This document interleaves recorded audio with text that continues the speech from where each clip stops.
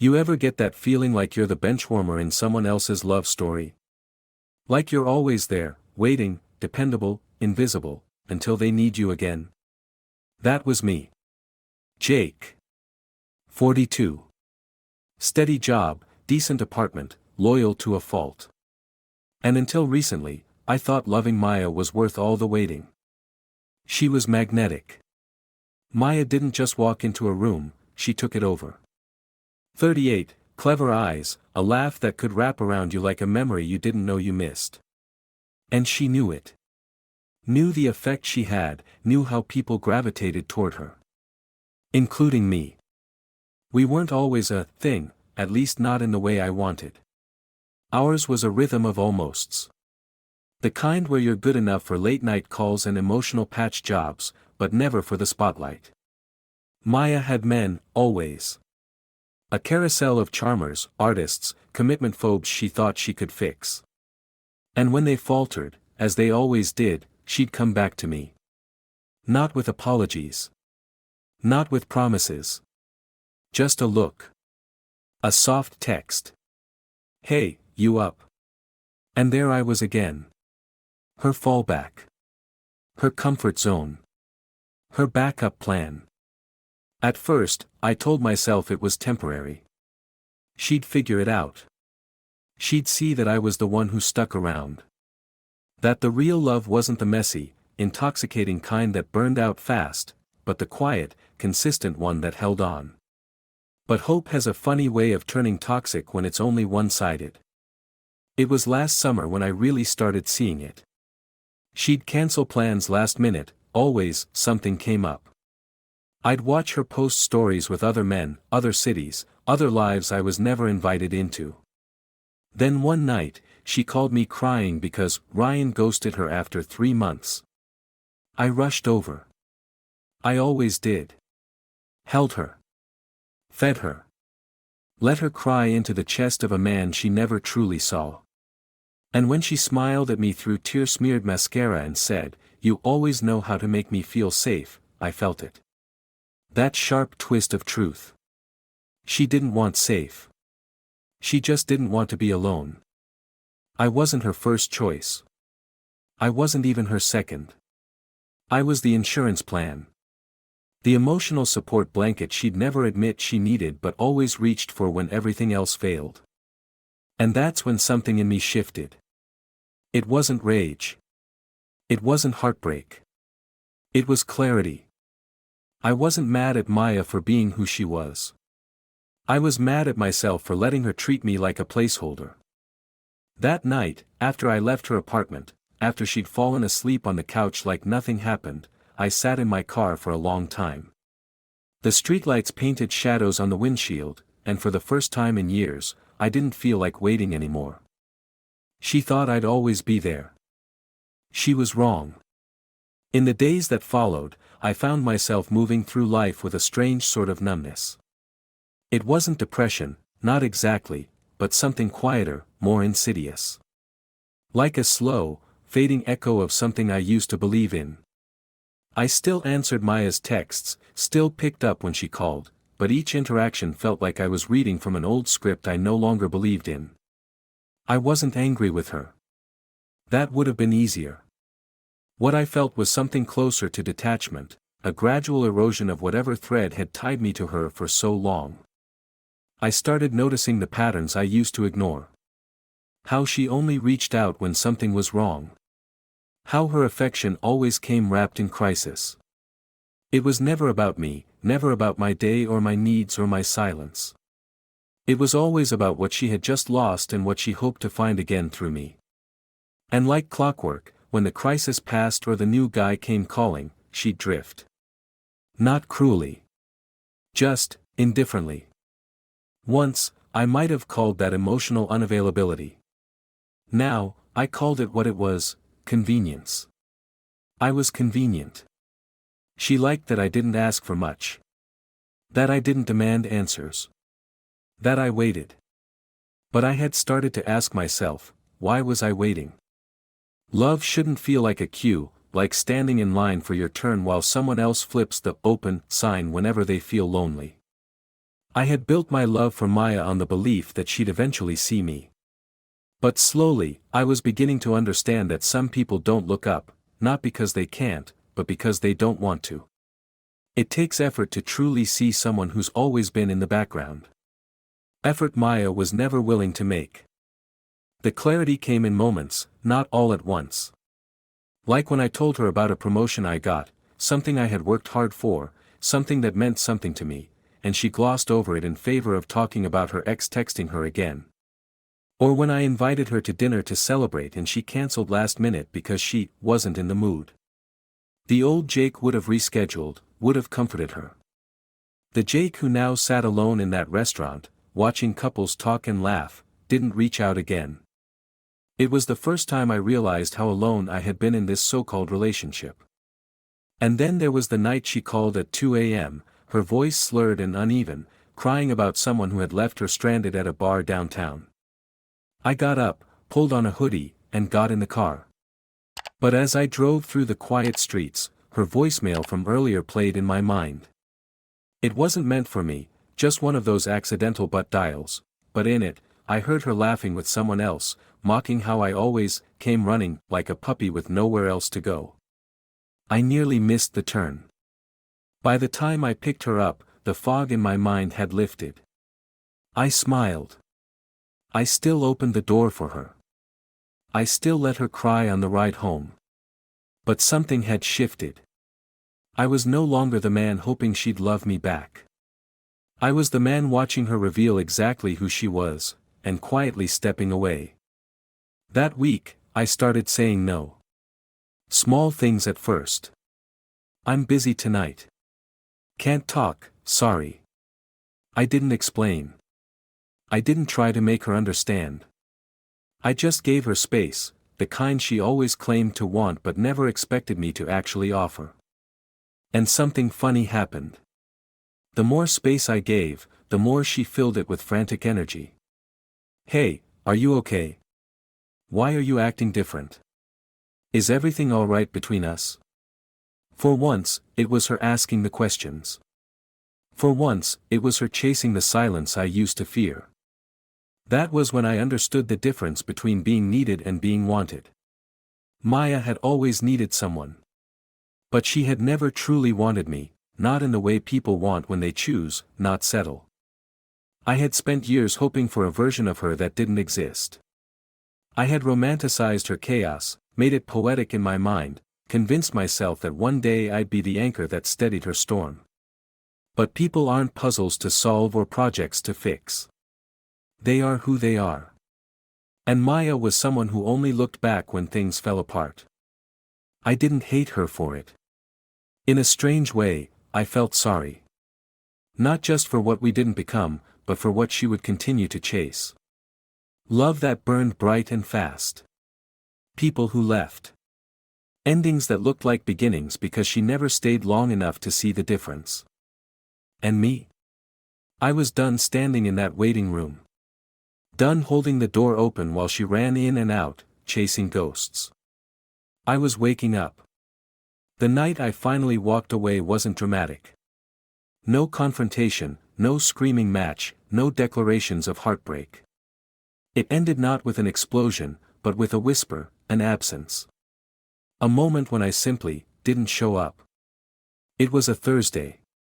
Maya had messaged me earlier that day, one of those usual texts she sent when her world was falling apart again. Hey, can I see you tonight? Rough day. No context, no question, just the unspoken assumption that I'd drop everything and be there. That's how it had always been. I looked at the message for a long time. The old version of me would have already been in the car, halfway to her apartment with her favorite takeout and that soft blanket she liked to steal from my place. But that night, something inside me felt still. Not numb. Not bitter. Just done. There was nothing cruel about it. I didn't block her, didn't type out some long, self-righteous text telling her all the ways she had hurt me. That's not who I was. That's not what walking away meant, not to me. Walking away, real walking away, wasn't about noise or vengeance. It was about choosing peace. For the first time in a long while, I chose myself. I stayed home that night. Made dinner. Poured a glass of wine. Watched a documentary I'd been meaning to see for months. And as the hours passed and the messages came in, first casual, then confused, then concerned, I didn't reply.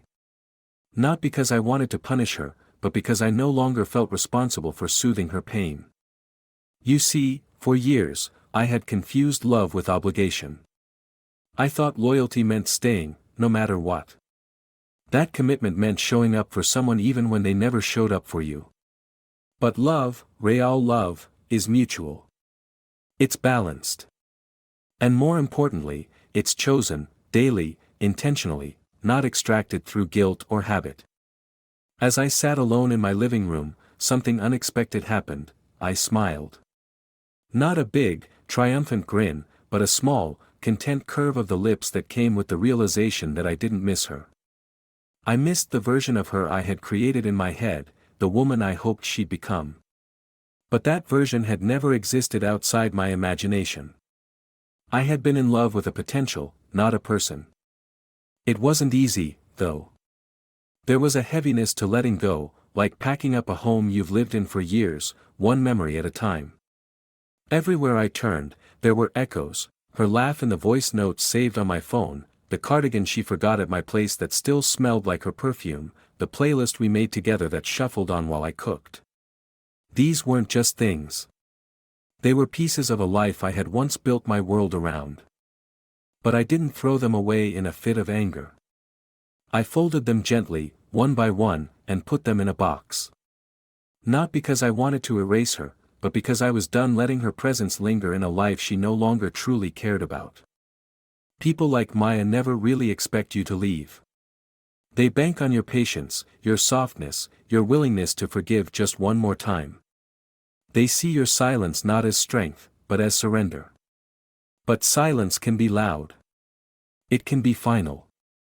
And that's what mine became. Over the next few days, she kept reaching out. Jake, are you okay? Please call me. I don't understand what's going on. I read every message, but I didn't respond. Not because I was playing games, but because I finally understood something she never could. When someone truly sees your value, you never have to beg them to act like it. For years, I had accepted breadcrumbs, thinking they were a feast. Every half-effort, every last-minute text, every brief moment of affection, I had treated them like proof that she cared.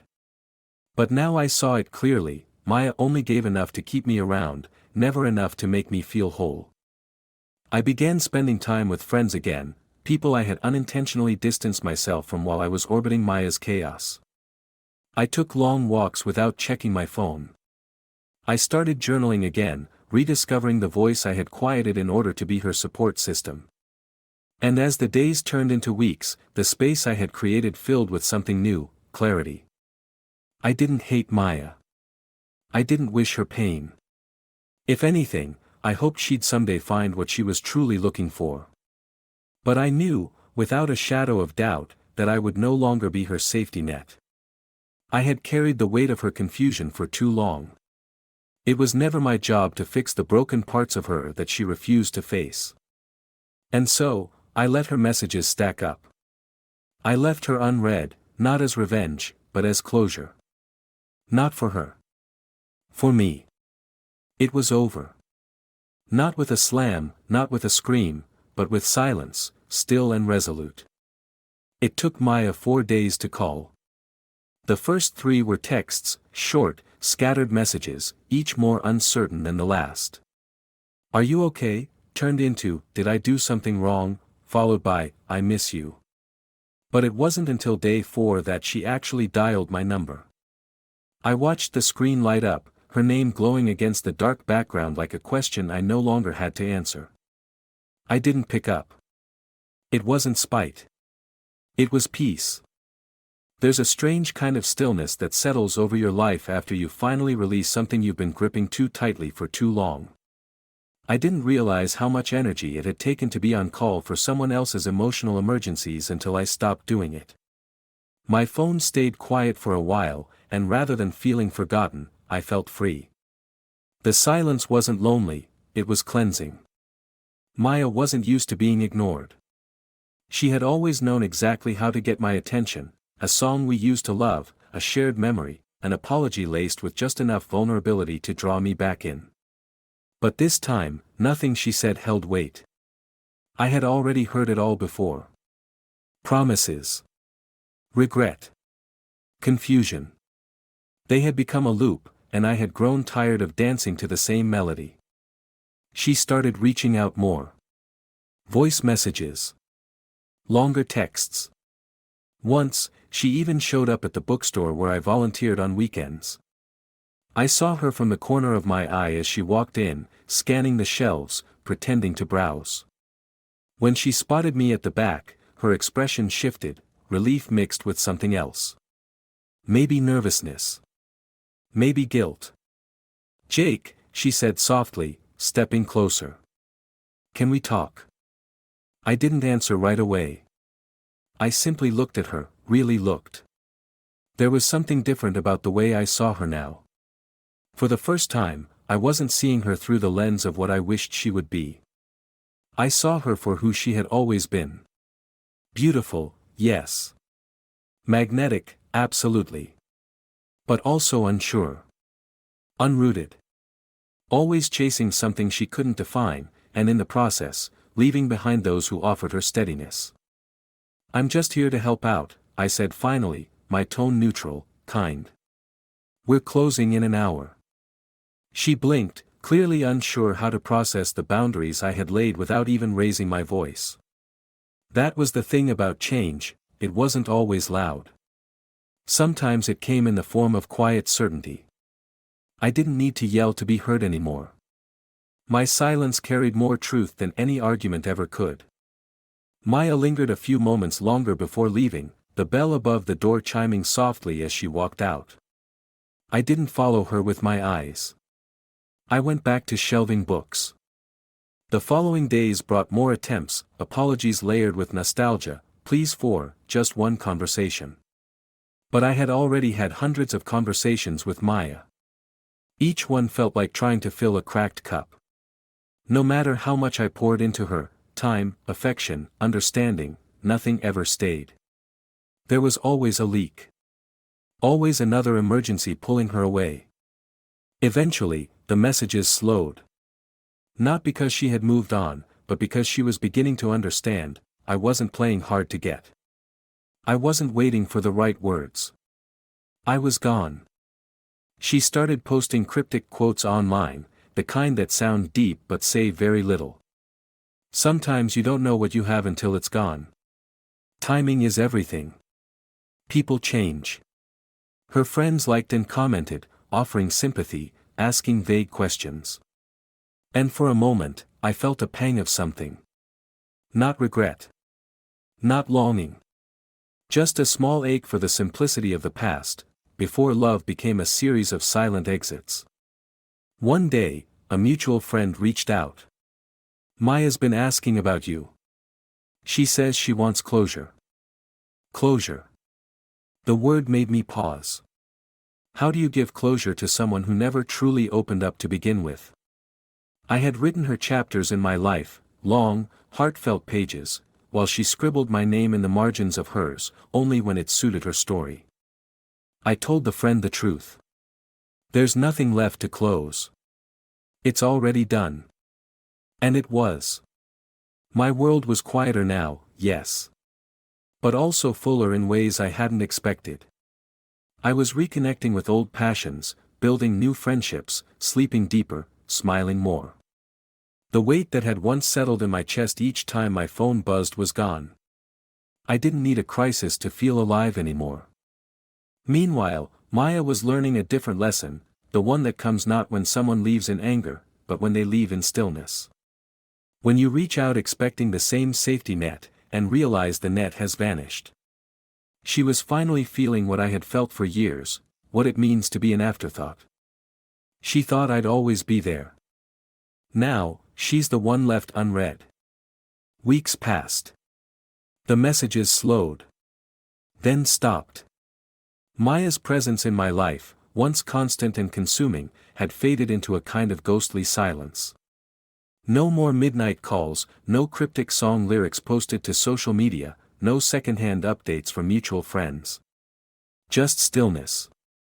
And in that stillness, she was forced to confront the very thing she had spent her life avoiding, herself. For someone like Maya, silence wasn't just uncomfortable, it was deafening. Her world had always been filled with noise, attention, affection, chaos. She thrived on being wanted, on being desired, even if the connections were shallow or short-lived. But now, the man who had always been her safety net, her emotional constant, was gone.